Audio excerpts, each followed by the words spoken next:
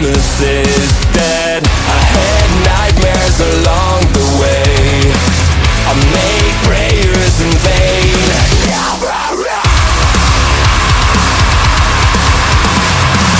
I've waited so long to catch my breath. To catch my breath. I'm awake, I'm alive. You made me who I am now. Never mind, I survived. Time after time. Through the pain I feel, through the hate in me, it goes on and on again. Enjoy the ride while you're alive and scream, never mind. So many fights for nothing at all. So many problems never solved, yeah. I saw people with fear in their eyes, into a world falling apart.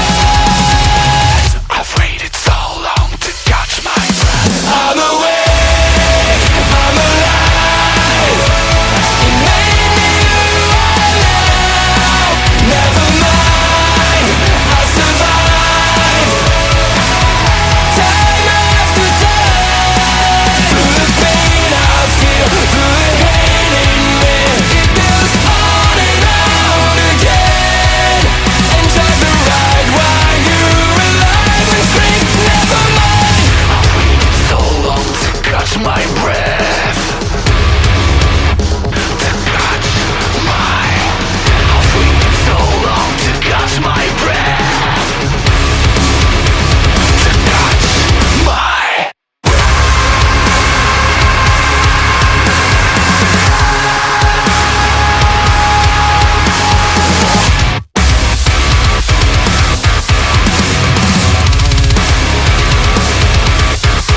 Enjoy the ride while you're alive and scream, never mind.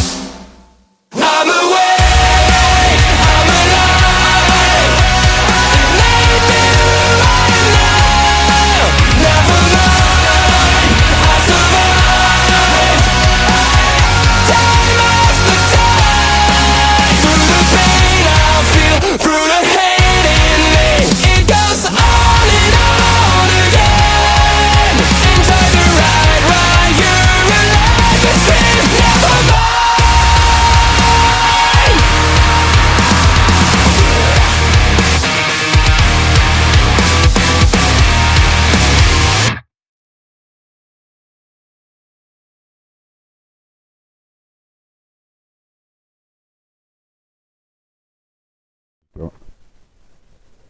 Hello, my pack, my tribe. Welcome to Howling After Dark. I know it's not dark, but I did not want to wait to cover the story. I'm absolutely fascinated by the missing 411 phenomenon. If you're not familiar with it, I'll explain briefly. Missing 411 phenomenon is these disappearances that are happening all around the country, probably even the world, in national parks, and they're very weird. They're mysterious. They're weird, and oftentimes, if these people are found, either alive or dead, places they're found doesn't really make any sense. A lot of the time, when they start the search party, they'll bring in like dogs to track them, and the dogs can't find a trail. Personal items of the people will often be found in weird places.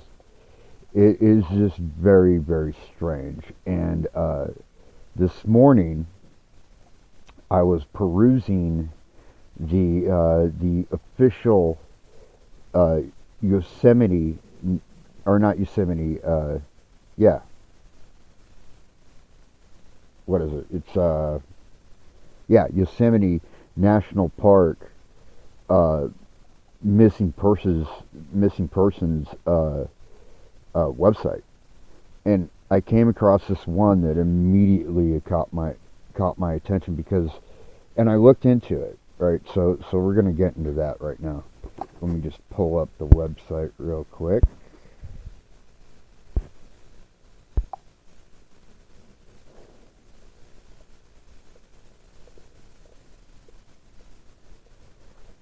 As soon as it loads.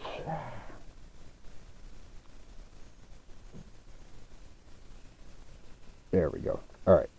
So, this gentleman's name is Peter Jackson. He went missing on September 17th, 2016. He was 74 years old at the time he went missing. White male, 5 foot 10 inches tall, 156 pounds, blue eyes, gray hair, and beard. Excellent physical condition. Alright. Now, Jackson is believed to have gone for a day hike from his campsite at White Wolf Campground, but he did not return. He'd sent a text message to his son saying that he was on his way to the park on September 17th, 2016. His vehicle was found at the campground and camping fees were paid through September 21st, 2016. As of October 2nd, 2016, the search for Jackson was placed in continuous limited mode. That means that the search hasn't been called off, but it has been scaled back because they're finding pretty much nothing. In August of 2019, Jackson's backpack was found in the Ackerson Meadows, Aspen Valley area on the west side of Yosemite National Park. Now, here's what's weird about this, right? And this is why I think this might just be a missing 411 case, and I will be reaching out to Mr. Paulides later to alert him to this, because I don't know if he covered it or not. But, and Mr. Paulides, by the way, his name's David Paulides. He's written all these books on missing 411 cases. He's really the one that shined a spotlight on it, and it all happened because he was a former detective, and he was approached by park rangers. So I actually pulled up Google Maps and I looked, and the distance between White Wolf Campground, where his camp was, and Ackerson Meadows, Aspen Valley area where they found his backpack is 53 miles. Alright, so, and you're also talking about a backpack that was found 3 years after he went missing. If it had been there the whole time, somebody would have stumbled on it before then. And this is like a common thing in missing 411 cases, is that oftentimes people's like personal belongings, like backpacks and stuff, will be found in an area that was searched repeatedly,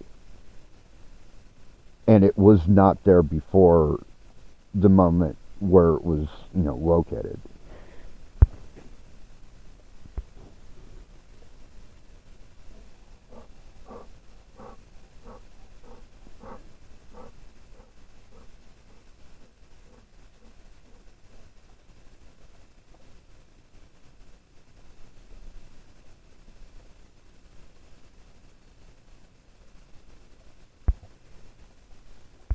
And I would encourage anybody that's interested in this,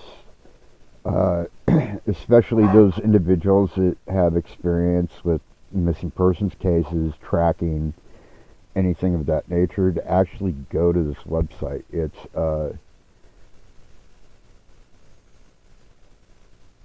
is called nps.gov. It's National Park Service official website and go to their cold cases section, because that's where all this information is.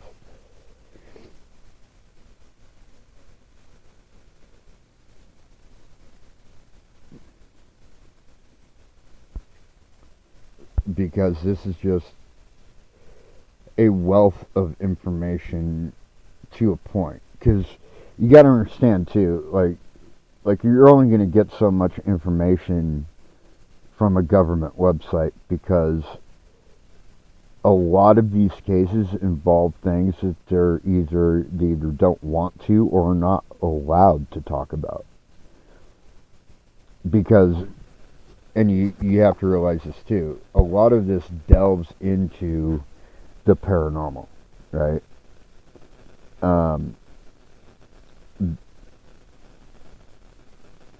And the official stance of any government agency, not just the National Park Service, but it's being highlighted here by the Ranger Service, is doesn't exist no matter what. They don't talk about it. They've all seen things. I guarantee you, there's not a ranger on in the country that hasn't had an experience of some sort. Now, whether that particular ranger wrote it off as something else, or they actually believe it's something not normal, is up for debate. But I guarantee you that if they spent any amount of time in the service, they've experienced something. And the places where all these missing persons cases are happening are, I think, not coincidentally, also places that have paranormal reports going back years. Some of them hundreds of years. Right? I can tell you about one. It's not a national park, though, so and there's no missing persons, but this kind of illuminates my point. So there's a place in Ohio called Clear Fork Ski Resort. It's in Clear Fork, Ohio, which is right outside of Mansfield, which is near Columbus, yada yada. Anyways, we actually did an investigation there years ago when I was with this other team, and we actually came up with really old court documents from 1798 of people reporting what they called the Butler Bighead, which is Bigfoot, or a version of Bigfoot. And this kind of thing is all over the place. Like every national park. The only reason you probably won't find anything like that on a national park is because it's a national park. They want that stuff kept quiet. They don't want to admit to anything paranormal because they're afraid. Here's the real reason why government, by the way, won't admit to anything paranormal, whether it be Bigfoot, ghosts, UFOs, whatever. The real reason why they won't admit to it is because they don't want to lose votes. There it is. Plain and simple. They do not want to lose votes the next time an election comes around. And they're afraid that if they come out and admit that, this thing or that thing or the other thing actually happened, that people will think that they're crazy and they'll lose votes and they won't get reelected. Now, 40, 50 years ago, maybe that was true. Today, very unlikely. Very unlikely, because despite everything that's going on politically in this country right now, people in general are smart enough that they can handle the truth. You know, whatever the truth is. And so it's very unlikely they would actually lose votes now, but that old way of thinking is still very much in play. And you see it in the Park Service and other services that surround these cases. Because while the employees themselves may not be, their employment may not be affected one way or the other, the people above them, like the Secretary of the Department of the Interior, like, that's an elected official. You know what I mean? So, that's my theory anyway. So, continuing on.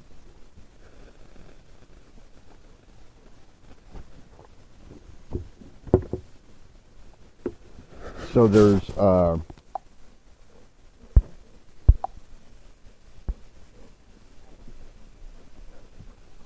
this one, George Pence, missing from Yosemite National Park. Yosemite has a lot of them, by the way. Date missing, June 17th, 2011. Pence was 30 years old when he went missing. White male, 5'10", 240 pounds, dark brown hair, blue eyes. Last seen wearing gray sweatpants with a white stripe down the leg. And either a black t-shirt with D&B on the front or a black tank top and gray-blue running shoes. He was carrying a blue cloth bag. Pence was hiking with a group when he became separated and went off by himself. He was last seen at about 2:40 p.m. on June 12, 2011 at the top of Yosemite Falls. Now, here's why I'm throwing this one in here, because I'm just reading between the lines here, and I could be wrong. This may not actually be a missing 411 case, but here's why I think it is. Because it says that he was hiking with a group when he became separated, quote unquote. Well, I think what that means is that it's one of those missing 411 cases where dude is in a group and just fucking vanished. Which is a common missing 411 thing, where, like, you're literally looking at the person, you turn your head to look at something else and turn back and they're gone. Has happened. If you actually check the missing 411 phenomenon out, you will find this out. There's a couple different ways that they disappear. One is that, like, you're looking right at them and your view's obstructed, or you look away for a second, and when you look back, they're just gone without a trace. And when I say without a trace, I mean scent sniffing dogs can't find a trail. There's no footprints. There's no nothing. There's literally no trace. They're just gone. So that's one way. The other way is they're off on their own and they're hiking to a known location, right? So whether they've informed anybody of their plans or not, which, by the way, pro tip, if you're a hiker or you're interested in hiking or you're planning a camping trip or anything like that, notify somebody of your plans always. In fact, I would highly recommend, if you're not familiar with an area, like really familiar with it, to at all times carry a GPS. It could save your life. So anyways, that's what it sounds like to me, and there is no more information on this website about that, but there you go. I am actually somewhat familiar with this one from the Missing 411 files. Samuel Bulkey went missing from Crater Lake National Park on October 14th, 2006. Bulkey was 8 years old when he went missing. White male, 4 foot 8 inches tall, 85 pounds, light brown hair, brown eyes. Last seen wearing a long sleeve black and green striped shirt, cargo pants, red suede shoes, and a blue winter coat. He has a mole under his right ear and a mole on the left side of his throat. Bulkey was last seen at about 4 p.m. on October 14th, 2006 in Crater Lake National Park. Now, his case was actually covered in the Missing 411 documentary, which is available for free right now on YouTube. I highly recommend you watch it. And if I'm remembering correctly, they did find some trace of him, like miles and miles and miles away, like something like 12 miles, I think it was, away from where he disappeared, right near the tail end of the search. And it didn't make any sense because it's a location a kid his age should not be able to get to. Another one, and forgive me, you'll actually have to watch this documentary, Missing 411. There's actually two of them. There's Missing 411 and there's Missing 411 The Hunted. Both of them are fantastic. But in the first one, Missing 411, there's this, I think he was like 2 or 3 years old, and I can't for the life of me remember his name because I'm shit with names, but this 2 or 3 year old little boy went missing, and they could not find any trace of him. And this went on for a long time. We're talking more than a decade that no trace of this kid was found. And then a hiker, like something like 15 miles, and this is 15 miles as the crow flies, by the way. This isn't like 15 miles in the woods and stuff is not 15 miles, because you got to go around trees and all this other stuff, and so 15 miles in that terrain is more like 30-45 miles. So but it was 15 miles as the crow flies.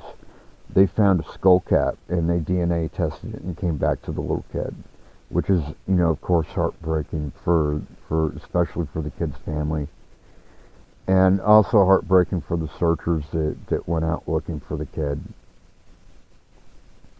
But it does raise a lot of questions, because what the Park Service said, and this is why I'm bringing this up. What the Park Service said about this particular case is that he was carried off by like a mountain lion, a bear, or some other predator. There is the distinct issue with that. He disappeared near his family. If he was attacked by an animal, why did nobody hear him scream? Number one. And number two, why was there no tracks of a predator? Why was there no blood from the boy? There was literally nothing. Nothing. One person said, well, maybe he was carried off by an eagle. And that's true, that is possible, because an eagle can carry up to, I think it's like 30 pounds, and he weighed about 27. So it is possible. But you're circling back to the issue of why didn't he scream? If he was being attacked by an animal, he would have screamed. He's 3-year-old, 2-year-old, whatever. He would have been bawling his head off. You can't have a kid that young skinning me and not fucking cry for their mommy. It's not going to happen. But this kid just vanished with his family right fucking there. It doesn't make any sense that a predator carried him off. So anyways, on to the next. Another one at Yosemite. I'm probably going to say this wrong, and if the family's listening, I apologize for the mispronunciation. Michael Fisery, Yosemite National Park, June 21st, 2005. Fisery was a 51-year-old when he went missing. White male, 5'10", 165 pounds, gray shoulder-length hair, gray beard, eyeglasses, last seen wearing faded blue or blue-gray t-shirt, olive green or khaki shorts, and a faded red or pink scarf.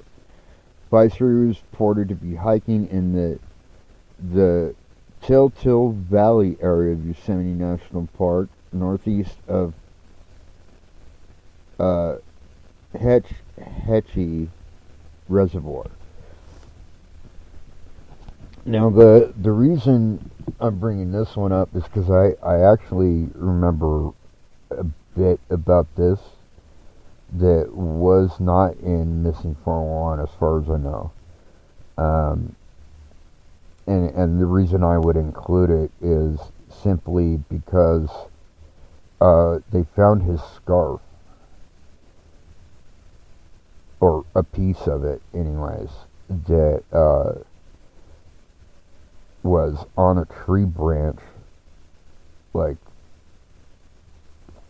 20 miles or so away from where he went missing, and that's 20 miles as the crow flies over very, very rough terrain. Because where they found the piece of this scarf, right, is like it's 20 miles as the crow flies, but there's a lot of shit in your way, and there's part of a boulder field that you have to cross to get there, and it's pretty treacherous. And so that 20 miles is at least twice that by the time you get there.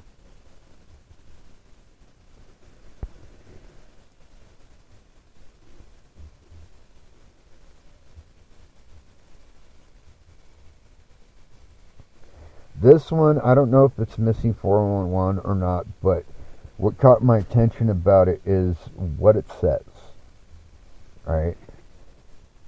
Because on each of these things, it actually shows a picture of the individual that's missing. And this one, right across the top, unsolved homicide. His name was Armand B. Johnson. He disappeared from Hawaii Volcanoes National Park. Found murdered on April 13th, 2005. It's unsolved. Armand Johnson was found by a park visitor near Kahuku Ranch, close to the park's southern boundary. Johnson was 44 years old at the time he was killed. He was wearing a tank top, shorts, socks, and slippers. He had moved to the Big Island from Seattle, Washington in 1984 and hosted a local radio show. Though the suspect and motive are yet unknown, evidence indicates Johnson suffered a single gunshot wound to the upper back neck area. Investigators believe the murder took place where the body was found about 100 yards off Mamalaho Highway. The National Park Service and the Federal Bureau of Investigation continue to work on this active, ongoing investigation and offer a $10,000 reward for information leading to the resolution of this cold case. A decade has passed since the murder of Armin Johnson. We are hoping that the passage of time may embolden a witness to come forward and tell us the truth about how and why this tragic act of violence occurred, said FBI Special Agent in Charge Paul Delacourt. Now here's why I'm talking about this one, and I don't believe it actually falls within the missing 411 profile.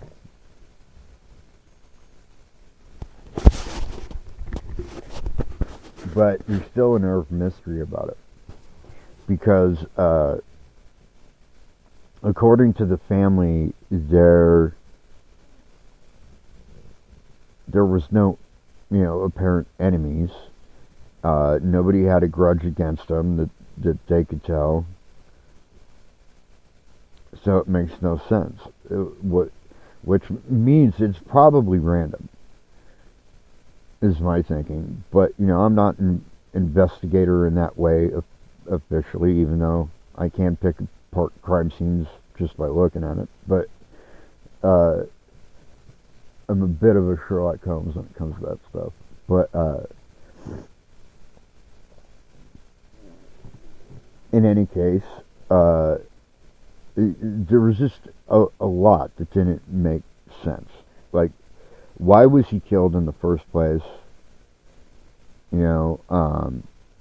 Who killed him? What did they kill him with? I mean, they know he was shot, but they never said what the caliber was, what the likely weapon was, nothing like that. And, all of that. And I think it's important to, particularly with these kind of cases, to break out of the mold sometimes and urge my listeners to call this hotline if they have any information about this, because it's been a long time and the family deserves closure. And that tip line is 888-653-0009. So if you have any information, if you're in Hawaii or ever been to Hawaii and you know anything at all about this, anything on this day that looks suspicious, call it in, because this needs to be solved. They all need to be solved, but this one needs to be solved, because I can't even imagine. Well, actually, yes I can, because I have sort of been through that.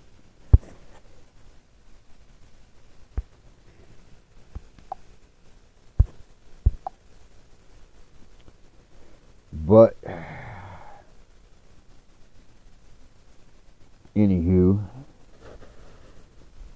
that's pretty much it. That's all for today, folks. I want to thank you all for tuning in. Until next time, my pack, my tribe. Peace out.